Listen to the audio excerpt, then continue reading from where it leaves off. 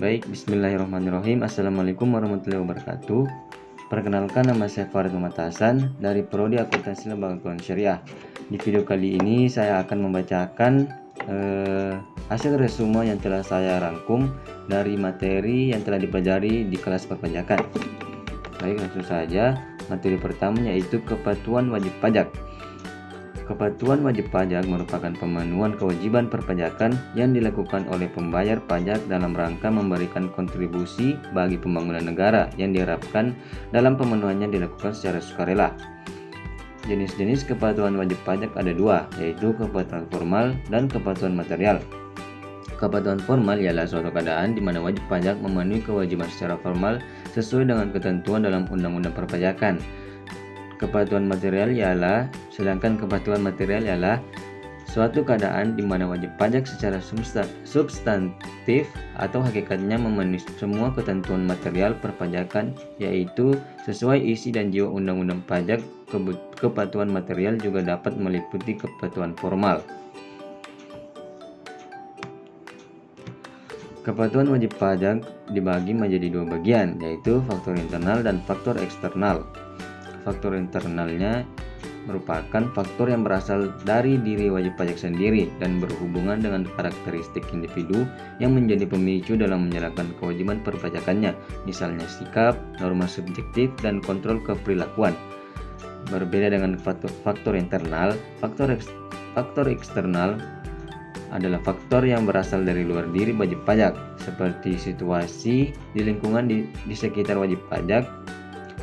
Penyebab tingkat kepatuhan yang masih rendah tidak selalu sama untuk setiap daerah atau wilayah. Selanjutnya, peraturan Menteri Keuangan bahwa kriteria wajib pajak ialah 1. Tepat waktu dalam menyampaikan SPT. 2. Tidak mempunyai tunggakan pajak untuk semua jenis pajak. 3. Laporan keuangan diaudit oleh akuntan publik atau lembaga pengawasan keuangan pemerintah dengan pendapat wajar tanpa pengecualian selama 3 tahun berturut-turut. Dan yang terakhir, tidak pernah dipidana karena melakukan tindak pidana di bidang perpajakan berdasarkan putusan pengadilan. Lanjut ke materi kedua, yaitu pajak penghasilan. Pajak penghasilan adalah pajak yang dikenakan kepada orang pribadi atau badan atas penghasilan yang diterima atau diperoleh dalam satu tahun pajak. Penghasilan yang dimaksud berupa keuntungan usaha, gaji, hadiah, dan yang lainnya. Subjek pajak terdiri dari 1. Subjek pajak pribadi, 2. Subjek pajak harta warisan yang belum dibagi, dan yang ketiga, subjek pajak badan yang didirikan atau bertempat kedudukan di Indonesia. Nah, yang selanjutnya objek pajak. Objek pajak biasanya berasal dari mana saja, baik yang berasal dari Indonesia ataupun dari luar negeri. Objek pajak ialah setiap tambahan ekonomis yang diterima atau diperoleh wajib pajak untuk konsumsi atau untuk menambah kekayaan bagi wajib pajak yang bersangkutan. Objek pajak PPh 25 dihitung dalam 1 tahun, sehingga jika dalam 1 tahun tersebut objek pajak mengalami kerugian, maka pajaknya akan dikompensasikan dengan penghasilan lainnya kecuali kerugiannya terjadi di luar negeri.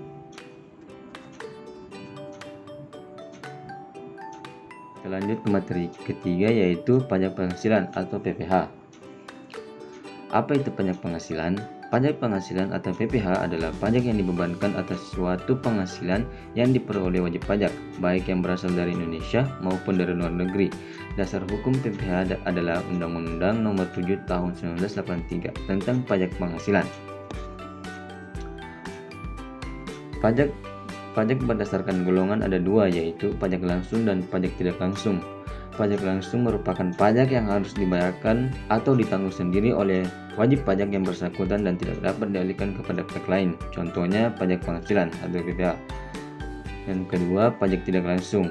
Pajak tidak langsung merupakan pajak yang bebannya dapat dialihkan kepada pihak lain. Contoh dari pajak tidak langsung yaitu pajak bumi dan bangunan atau PBB.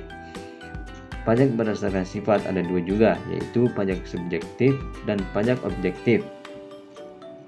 Pajak subjektif di sini merupakan pajak yang berpangkal pada subjeknya, contoh yaitu pajak penghasilan juga. Yang kedua, pajak objektif. Pajak objektif merupakan pajak yang berpangkal pada objeknya, yaitu pajak yang memperhatikan nilai dari satu objek, contohnya pajak pertambahan nilai atau PPN. Pajak berdasarkan lembaga pemungutannya. Pajak berdasarkan lembaga pemungutannya ada dua, yaitu pajak pusat dan pajak daerah. Pajak pusat merupakan pajak yang ditarik oleh pemerintah pusat dan uang pajak tersebut digunakan untuk biaya pembangunan nasional, bantuan kesehatan, dan lain sebagainya. Dan pajak daerah merupakan pajak yang dipungut oleh pemerintah daerah. Contoh yaitu pajak kendaraan, balik nama kendaraan bermotor, dan pajak penerangan jalan.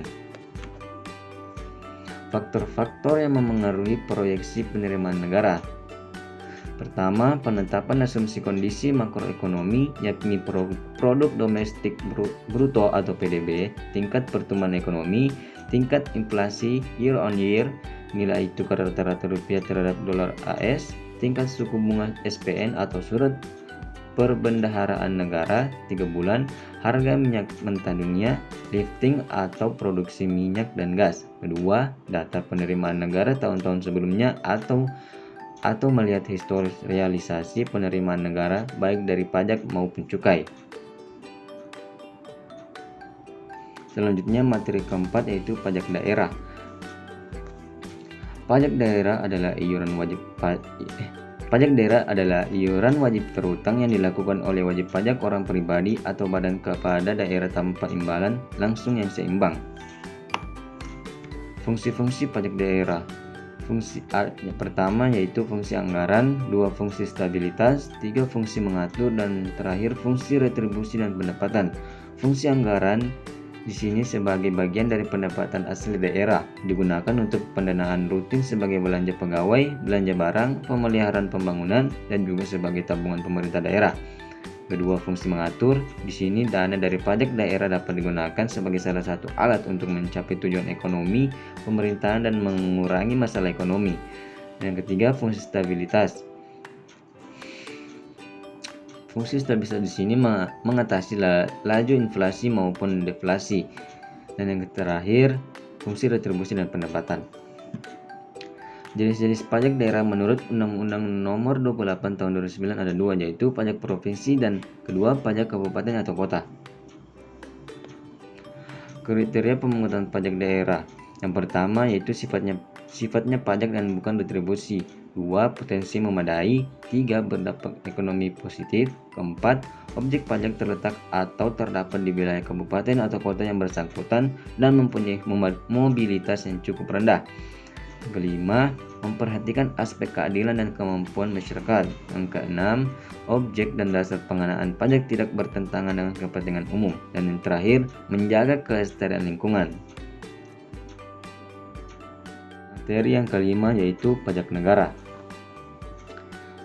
Pajak negara atau pajak pusat merupakan pajak yang dipungut oleh pemerintah pusat dan digunakan untuk membiayai seluruh kebutuhan rumah tangga.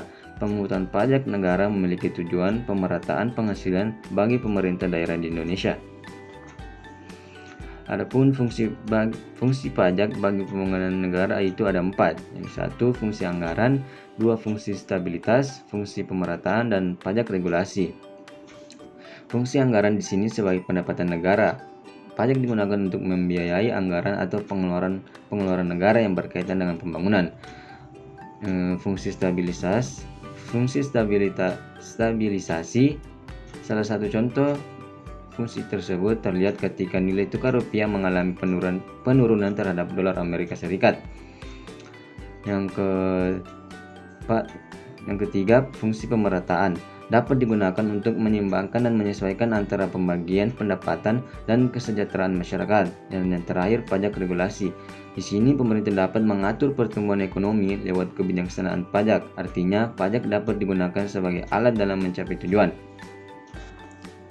Adapun jenis-jenis pajak negara yaitu 1. Pajak penghasilan, 2. Pajak pertumbuhan nilai, 3. Pajak materai, 4. Bea cukai, dan yang kelima pajak bumi dan bangunan. Yang keenam yaitu pajak objektif. Pajak objektif adalah jenis pajak yang tidak melihat kondisi wajib pajak. Namun dalam pajak objektif yang diperhatikan yaitu sifat dari objek pajaknya, di mana pada dasarnya pajak objektif ini fokus dalam pengenaannya memperhatikan objek pajaknya. Contoh pajak objektif yang pertama yaitu pajak mobil dan bangunan atau PBB, 2 pajak penjualan atas barang mewah atau PPNBM, dan ketiga pajak pertambahan nilai atau PPN. Persyaratan bagi subjek pajak yang menerima atau memperoleh penghasilan atau diwajibkan untuk melakukan pemotongan atau pemungutan sesuai dengan ketentuan Undang-Undang Pajak Penghasilan 1984 dan perubahannya. Cara perhitungan pajak objektif. Contohnya yaitu soalnya KPKA menjual barang kena pajak dengan harga 25 juta rupiah. Hitunglah besarnya PPN terutang. Jawab, PPN sama dengan dasar pengenaan pajak dikali tarif pajak.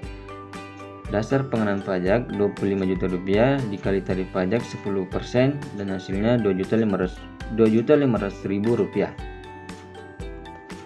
Lanjut ke materi yang ketujuh yaitu pajak langsung. Pajak langsung ialah pungutan pajak yang menjadi beban wajib pajak dan tidak bisa dibebankan atau dipindahtangankan kepada pihak lain. Jika dilihat dari proses pembayarannya, pajak langsung memiliki sifat pungutan yang teratur dan dilakukan secara berkala. Unsur, contoh, dan sistem pemungutan pajak langsung. Unsur pajak langsung ialah subjek pajak, objek pajak, wajib pajak, dan tarif pajak.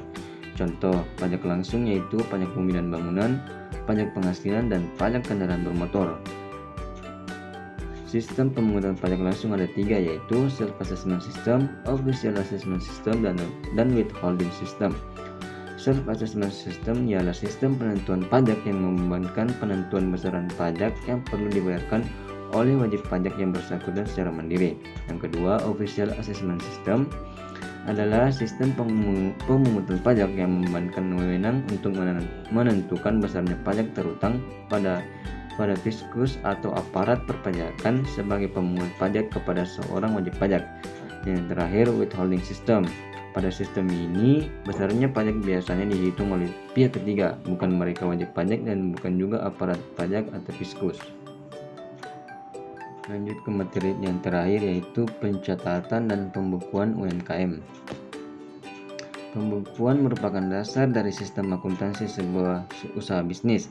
Menurut Undang-Undang Nomor 28 Tahun 2007 Pasal 28, pembukuan adalah suatu proses pencatatan yang dilakukan secara teratur untuk mengumpulkan data dan informasi keuangan yang meliputi harta, kewajiban, modal, penghasilan, dan biaya. Unsur-unsur pembukaan UMKM ada 3. Yang pertama, aktiva, pasifa, dan modal. Aktiva sendiri merupakan aset atau harta kekayaan yang dimiliki oleh perusahaan atau bisnis. Pasifa, selain aset, perusahaan atau bisnis biasanya memiliki kewajiban berupa utang. Dan yang terakhir, modal. Pencatatan modal dalam pembukuan menjadi unsur mutlak lainnya. Nah, itulah tadi hasil resume yang telah saya bacakan. Sebelumnya saya ingin berterima kasih kepada Bapak Zulkarnain atas ilmu yang telah diberikan dalam kelas perpajakan ini. Lebih kurangnya mohon dimaafkan. Wabillahi taufiq wal hidayah. Wassalamualaikum warahmatullahi wabarakatuh.